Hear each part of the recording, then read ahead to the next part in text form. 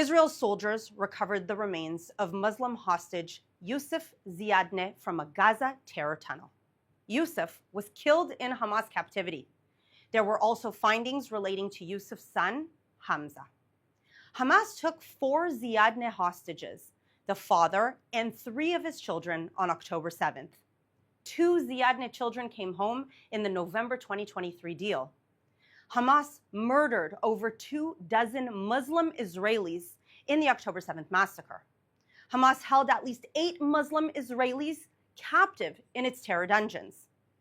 These are Arabic-speaking, Islam-believing people, many with relatives in the Gaza Strip. Surprised? That's right. Muslims in Gaza hold Muslim hostages because they are Israeli. The Jewish state risks soldiers to rescue them because every Israeli, no matter what their religion, deserves to be safe at home with their family. The name Hamas means Islamic Resistance Movement.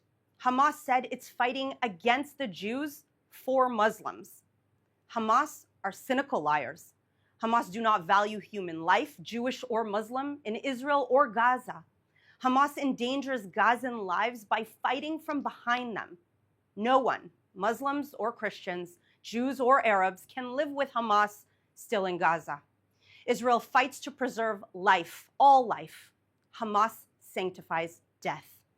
Remember, at least one Muslim is still held hostage by Hamas. Hisham el-Sayed is a mentally handicapped young man. Hamas has been holding him for 10 years and is refusing to release him. At least 7 Muslims were murdered in Israel by Hamas rockets on October 7th, including 4 teenage brothers whose home was directly hit. At least 19 Muslims were executed by Hamas death squads on October 7th in kibbutzim, driving on the roads, and at the beach. Fatma al-Talakat, mother of 9, was on her way to work. She was wearing a religious head covering, the hijab, clearly identifying her as a Muslim woman. Hamas murderers shot her 40 times. Many Muslim Israelis risked their own lives in order to save the lives of innocent Israelis. Osama Abu Asa, a security guard at the Nova Music Festival, was murdered, protecting young festival goers hiding in a bomb shelter. He thought Hamas wouldn't kill him because he was a Muslim. Minivan driver Yosef al-Ziadna, a distant cousin of Yusuf Ziadne, risked his life to rescue Nova Festival goers. He saved 30 people by driving through Hamas gunfire. Another cousin was murdered while doing the same. Israel is a haven of normalcy for Jewish and Muslim people. Hamas is a threat to all people. Do you know what about the recovery of Yusuf Ziadne's remains disturbed me? Hamas, days ago, leaked a list of 34 captives to be freed. Yusuf Ziadne is on that list.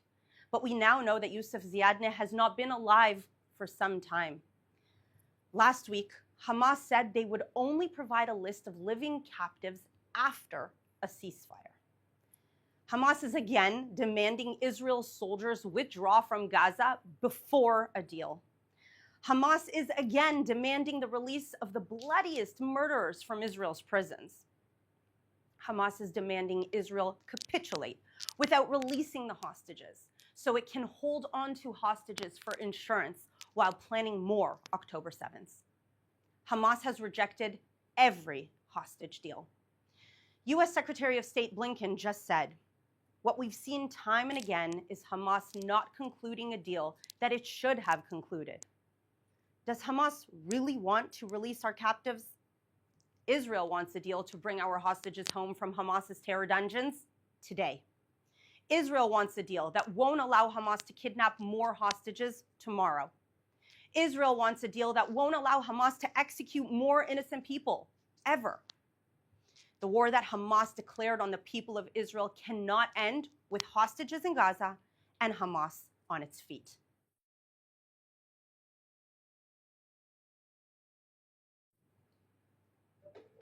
Another reminder about Hamas. Yesterday, Hamas again fired at a humanitarian aid crossing. Hamas want to stop aid coming into the Gaza Strip. They haven't succeeded. Yesterday, 255 humanitarian aid trucks entered the Gaza Strip from Israel. 172 truckloads of aid were collected from the Gazan side of the border by international organizations. 800 truckloads of UN aid still await collection. 20 patients and caregivers entered Israel from the Gaza Strip en route to medical treatment in Jordan. Yesterday, despite Hamas's attack on aid, Israel continued to provide high levels of aid to Gaza. Hamas cannot win its war with Israel, but Hamas is instead trying to win a war against Gazans. Hamas hopes that if they make Gazans suffer enough, the world will pressure Israel to let Hamas remain. That cannot happen. The day this war ends is the day after Hamas. Let's take some questions now from our audience watching live on social media. Our first question today comes from Farah on social media, who asks, I've been reading about Islamic extremist groups in Canada looking to hold a caliphate conference. Can you explain what's happening? Yes, absolutely. And as a Canadian myself, this boils my blood. There is an organization. Their name is Hizb. I'm hoping I'm pronouncing it right. Hizb ut Tahrir. And this organization has been banned in various countries in Europe, such as Germany. They are an Islamic extremist group, and they hold an annual conference called the Caliphate Conference. So this year will be the Caliphate 2025 conference. And basically this is an anti-Semitic, misogynistic organization that wants to spread Sharia law by creating a caliphate. For those of you who don't know what that means, it basically means one Islamic state ranging across Southern Europe, Northern Africa, and the Middle East. Of course, within their mandate, they want to eradicate the state of Israel. They are very clear and open about it. And this organization was supposed to hold its annual conference in a city just outside of Toronto called Mississauga. The mayor released a statement that she is pleased that it will not be held in Mississauga for various reasons, but they have moved this conference about 50 kilometers down the highway to my hometown of Hamilton, Ontario. It is completely outrageous that in a country, in such a diverse country like Canada, such a welcoming country like Canada that prides itself on love and multiculturalism, that there are conferences that are calling for the eradication of the state of Israel, that are spreading dangerous, violent, jihadi ideologies on Canadian soil. They are misogynistic, they are anti-Semitic, and there is no room for these organizations in Canada. Our next question comes from Aaron on X, who asks, I keep seeing reports of Jews criticizing Israel from various parts of the world. Why is it that these self-hating Jews don't understand the mission of the Jewish people? Okay, so I personally wouldn't call them all self-hating Jews. I know there's, we sometimes we tend to call them that because they don't support the state of Israel. But I do want to break this down on a few different levels. First of all, criticism of the policies of the state of Israel is completely okay. In fact, the beauty of living in a democracy like I do is that I, as an Israeli citizen, can criticize the policies of my government. And I don't necessarily need to agree with them all. And nothing will happen to me if I say that out loud. What we're seeing with these so-called Jewish organizations around the world, it's important to take these all with a grain of salt because they are being funded and backed by Qatari organizations, and they are being promoted on various medias such as Al Jazeera. And we've seen that they don't consist entirely of Jewish people. Now, that being said, there are Jewish people who define themselves today in some weird way as anti-Zionist, which I think they've kind of mistaken what it means to be an anti-Zionist, because one of the major premises of the faith of Judaism is the belief that we all come from the land of Israel and that we belong to the land of Israel. So it kind of contradicts itself from the get-go to say I'm Jewish, yet I don't believe in Jews' right to live in Israel. But that all being said, what we are seeing with these young Jewish people across North America is that the same kind of rhetoric, the same indoctrination, the same false narrative, false information that is being fed across traditional media and social media that is reaching everyone, it is reaching Jewish youth as well. And so I wouldn't call these people self-hating Jews. In fact, quite the opposite. It is very Jewish in nature to feel for innocent people when they lose their life. Just like we here in Israel do not want to see any innocent children, any innocent Palestinian children lose their life, it is very Jewish to have compassion for them. The problem is their facts are just wrong. They are just wrong in their narrative, they are wrong in the history, and they are wrong in thinking that it is possible to be Jewish and not believe in the Jewish people's right to live in the land of Israel. Our next question comes from Adam Wilkinson71 on Instagram, who asks, will Donald Trump put troops on the ground in Gaza to help rescue hostages? That's a great question. No one really knows what is going on inside of Donald Trump's head right now except for Donald Trump.